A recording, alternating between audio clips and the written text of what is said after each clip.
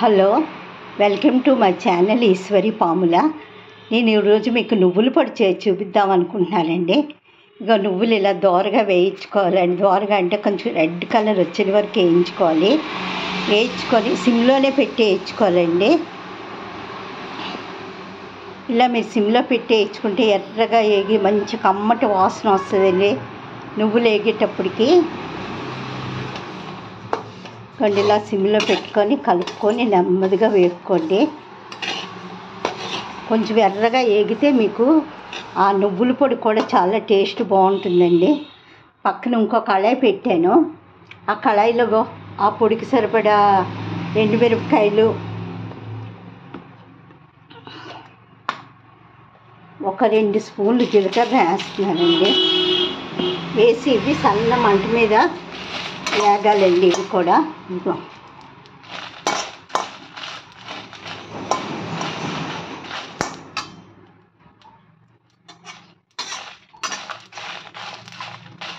ఇలా సన్న మంట మీద వేగించాలండి.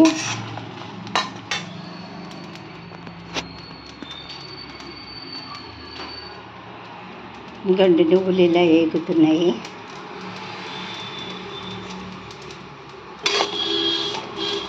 ఇంకా కొంచెం బాగా వేగాలండి నువ్వులు.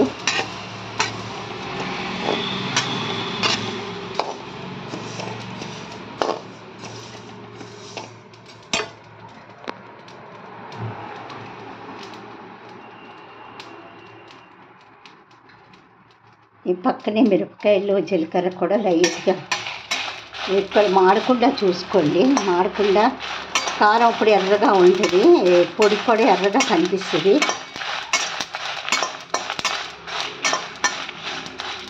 ఇదిగోండి మిరపకాయలు వేగిపోయి ఇంకా ఆఫీస్కి ఇవి.